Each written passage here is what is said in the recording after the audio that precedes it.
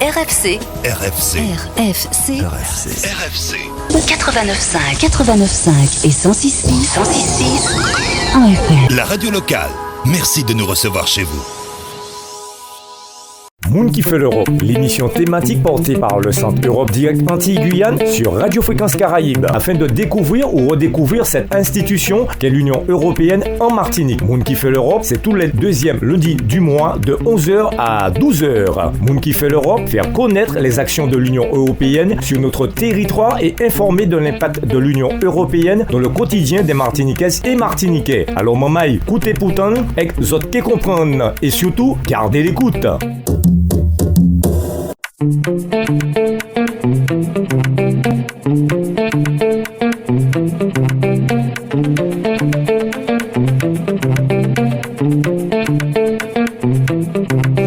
Bonjour à toutes et à tous, bienvenue sur Radio Fréquence Caraïbes 89.5 et 106.6 dans Moun qui fait l'Europe, l'émission du Centre Europe Direct Antilles-Guyane qui explore comment les décisions européennes influencent notre quotidien et nos territoires. C'est une émission qui est également disponible sur fréquencecaraïbes.com et en DAB+.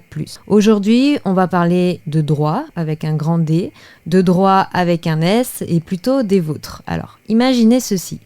Il existe un traité européen qui garantit à chaque citoyen le droit à un travail décent, à un logement digne, à la protection de sa santé, à un environnement sain. Un traité ratifié par la France il y a plus de 50 ans et pourtant, ce traité ne s'appliquait pas chez nous. Pas en Martinique, pas en Guadeloupe, pas en Guyane, pas dans les territoires d'outre-mer français.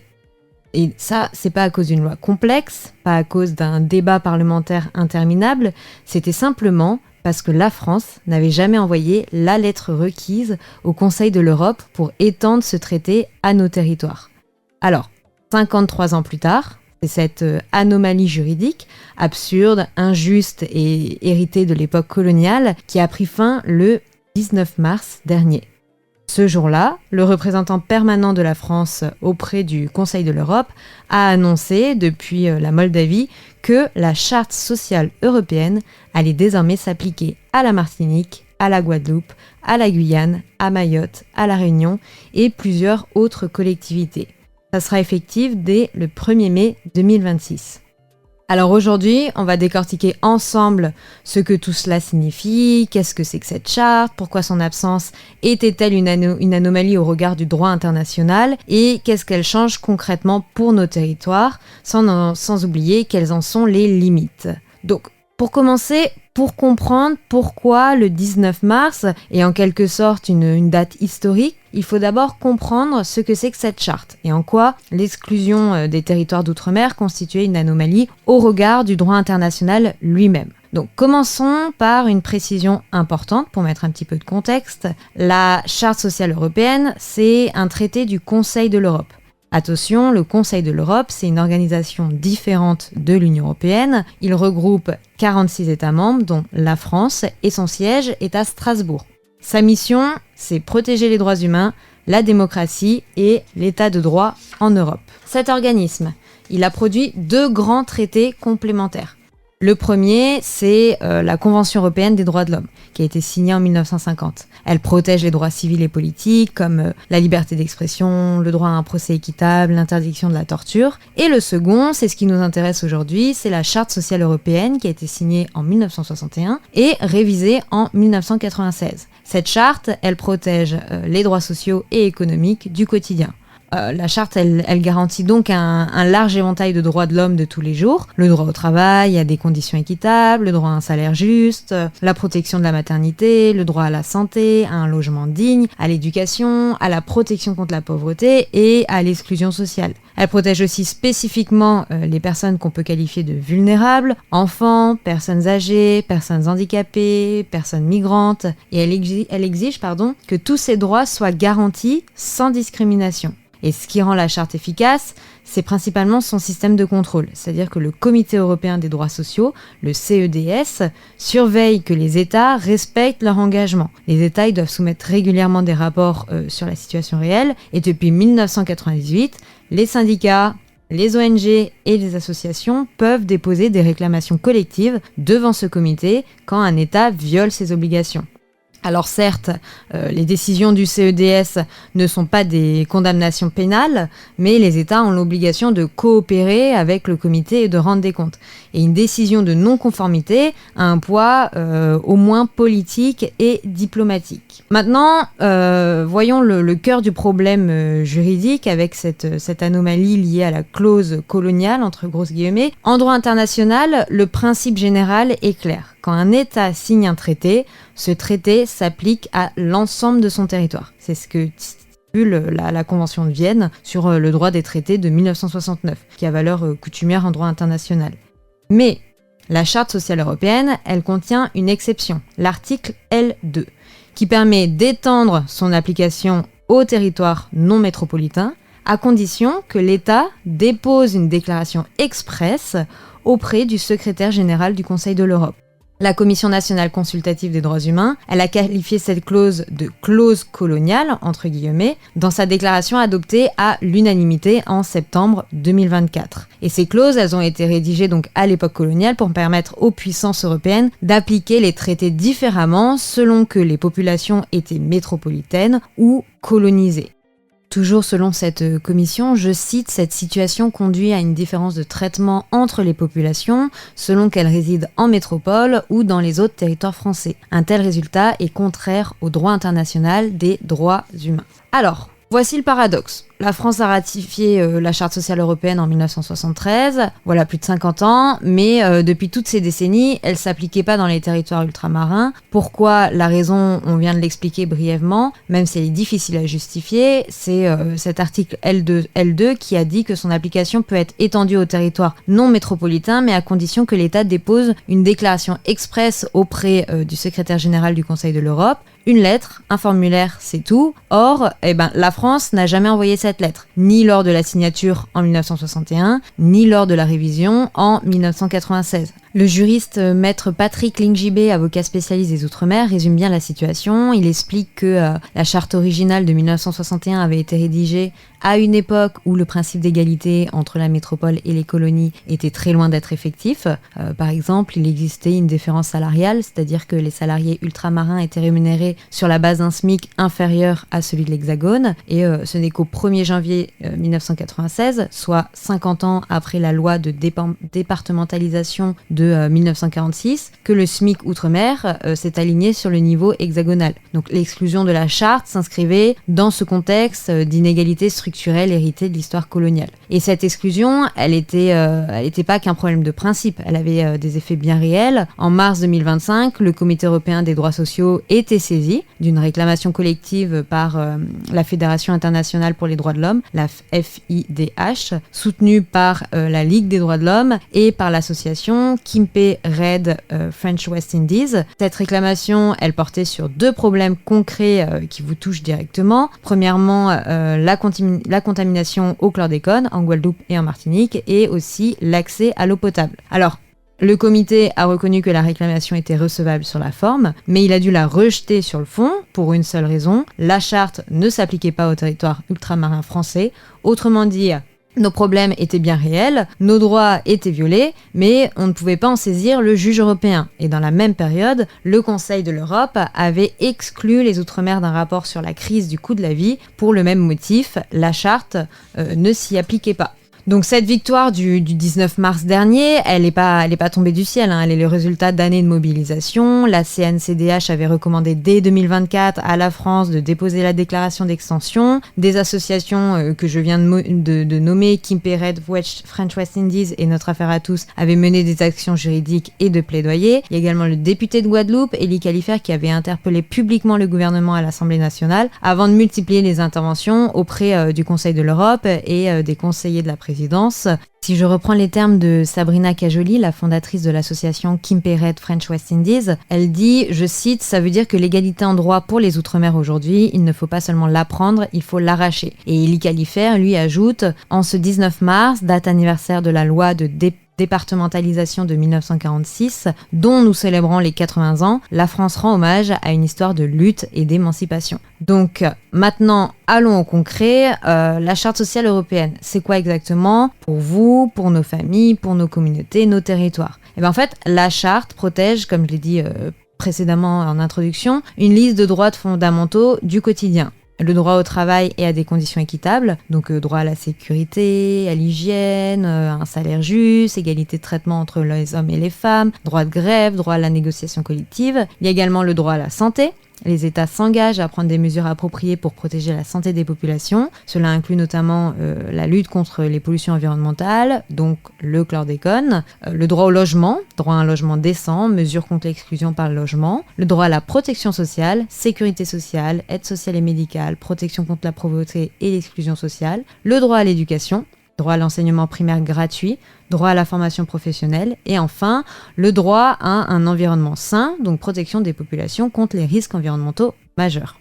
Et tout cela sans discrimination fondée sur l'origine, le sexe, le handicap ou le lieu de résidence. Si on prend 3 problèmes majeurs que peuvent rencontrer les territoires d'outre-mer et notamment les Antilles, premièrement la pauvreté, puisque selon l'INSEE, environ 34% de la population guadeloupéenne vit en dessous du seuil de pauvreté nationale. En Martinique, c'est 33%, en Guyane, c'est 1 personne sur 2, et dans toute la France métropolitaine, ce taux est de 14%. Donc nos territoires comptent parmi les régions les plus pauvres de France et pourtant, les prix y sont en moyenne 14 à 16 fois plus élevés que dans l'Hexagone. L'eau, particulièrement en Guadeloupe. Les experts de l'ONU l'ont constaté eux-mêmes dans un rapport de mars 2024. Plus de 60% de l'eau potable produite en Guadeloupe se perd dans des fuites avant même d'atteindre les robinets. En métropole, c'est moins de 20%. Donc des habitants ont été privés d'eau, par exemple, pendant 9 jours consécutifs à la suite des sabotages de février 2025. C'est le département où les prix de l'eau sont les plus élevés de France pour un service parmi les plus déficients. Et enfin, le chlordécone,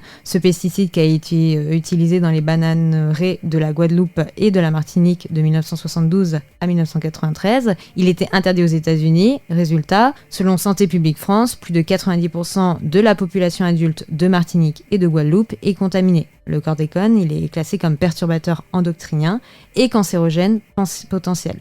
Les sols contaminés donc ne retrouvent pas un niveau acceptable avant plusieurs décennies, voire plusieurs siècles selon les types de sols. Et ces 3 réalités, elles auraient chacune pu faire l'objet d'un recours devant le CEDS. Or, en mars 2025, la France avait pu faire rejeter le recours sur le chlordécone et l'eau pour la seule raison que la charte ne s'appliquait pas ici.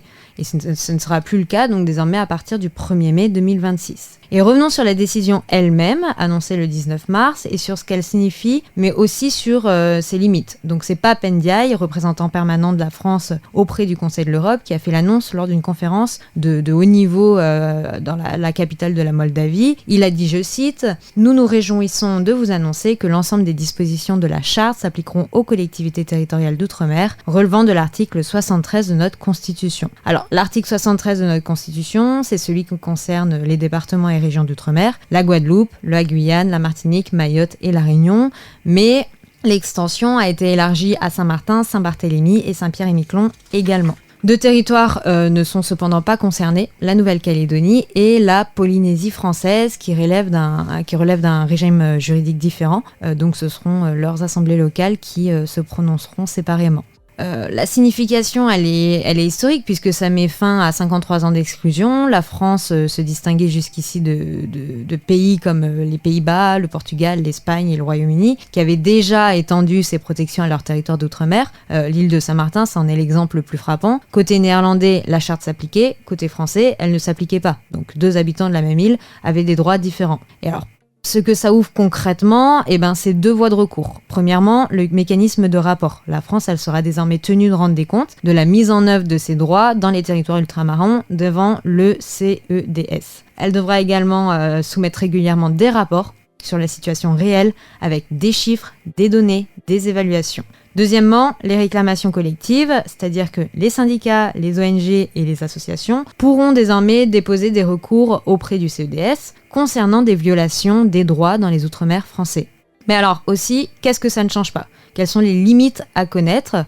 Il faut être honnête sur les limites de cette avancée, puisque les décisions du CEDS n'ont pas de valeur juridiquement contraignante au sens strict. L'État ne peut pas être condamné à payer des indemnités par ce seul mécanisme. La charte ne crée pas non plus de droits directement invocables par les particuliers devant les tribunaux français. C'est donc plutôt un levier collectif pour les associations, les syndicats, les ONG.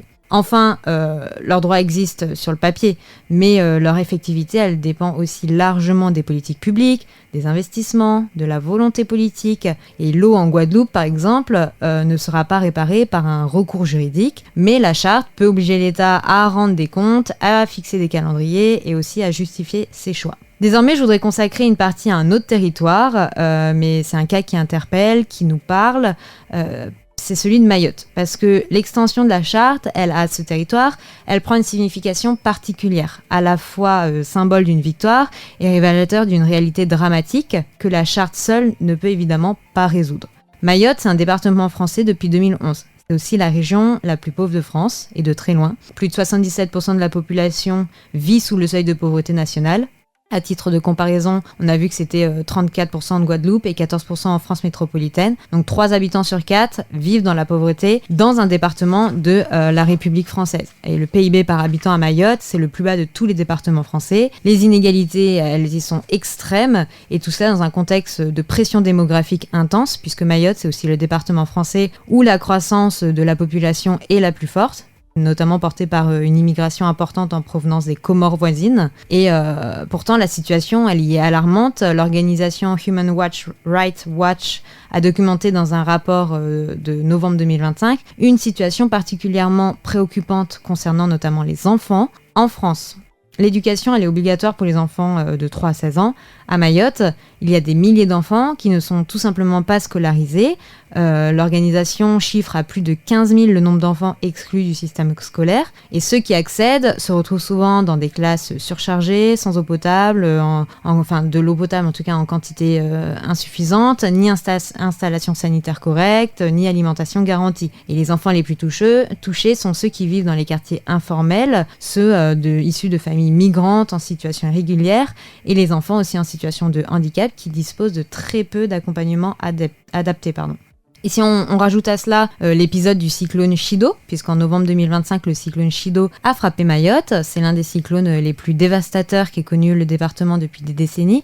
Des quartiers entiers ont été rasés, la situation humanitaire déjà difficile s'est alors encore aggravée, et les infrastructures scolaires déjà insuffisantes ont subi des destructions supplémentaires. Dans ce contexte, en fait, l'extension de la Charte sociale européenne, elle prend un relief particulier, puisqu'elle oblige désormais la France tout simplement à rendre des comptes devant le CEDS sur la situation à Mayotte, que ce soit sur les droits à l'éducation, à la santé, au logement, à la protection sociale. Mais alors maintenant, on s'éloigne de nouveau de Mayotte pour revenir sur nos territoires. Dans la pratique, qu'est-ce que cette extension elle peut changer pour vous, pour nous ici aux Antilles, en Guyane? On a vu qu'il y avait des recours enfin possibles. Donc la première chose concrète, c'est les associations et syndicats dans nos territoires peuvent désormais saisir le CEDS. L'association dont je vous ai parlé plus tôt a déjà annoncé son intention de le faire. Encore une fois sur la question du chlordécone. Et d'autres associations peuvent suivre sur l'eau, sur le logement, sur la vie chère, les conditions de travail, et chaque recours sera un réel signal politique envoyé à Paris et à Strasbourg. Nous sommes ici, nos problèmes sont réels, et désormais vous devez répondre à nos questions devant une instance internationale. C'est aussi une pression donc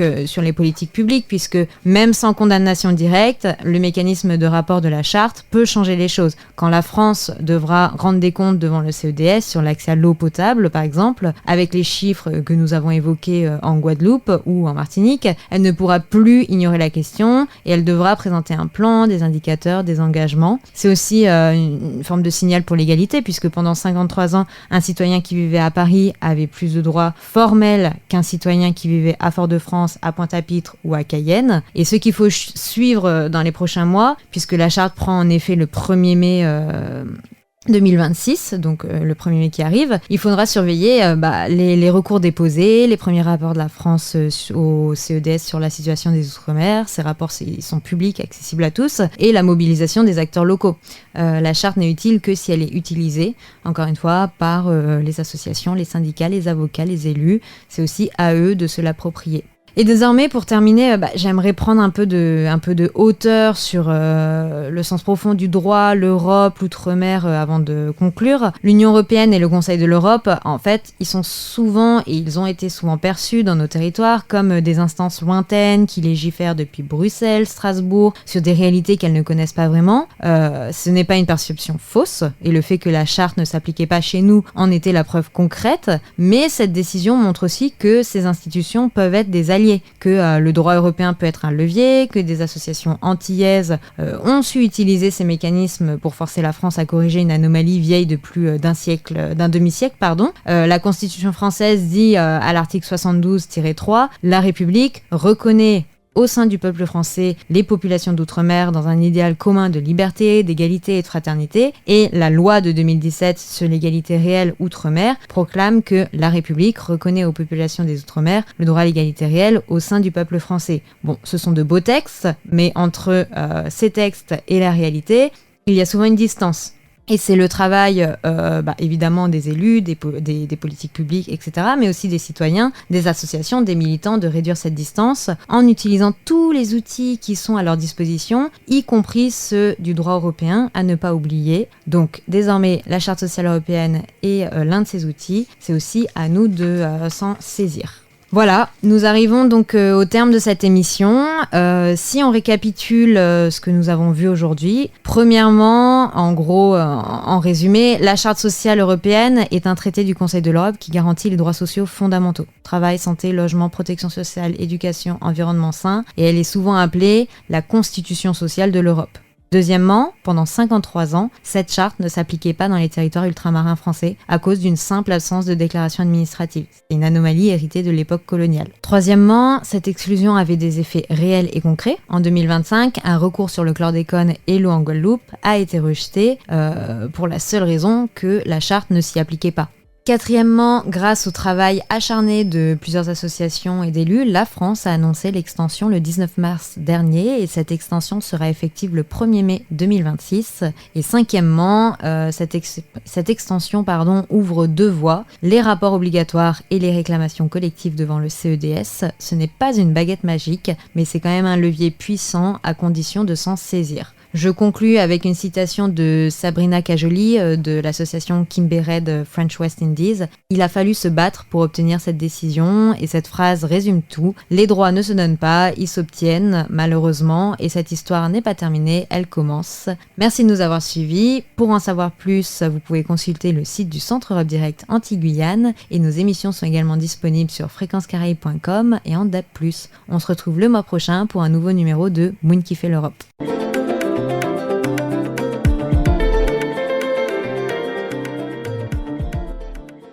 Moon qui fait l'Europe, l'émission thématique portée par le Centre Europe Direct Antilles-Guyane sur Radio Fréquence Caraïbe, afin de découvrir ou redécouvrir cette institution qu'est l'Union Européenne en Martinique. Moon qui fait l'Europe, c'est tous les deuxièmes lundis du mois de 11h à 12h. Moon qui fait l'Europe, faire connaître les actions de l'Union Européenne sur notre territoire et informer de l'impact de l'Union Européenne dans le quotidien des Martiniquaises et Martiniquais. Alors maman, écoutez pourtant, exote comprendre et surtout, gardez l'écoute. Fréquence Caraïbe, la radio de proximité toujours plus proche de ses auditeurs. 24h sur 24.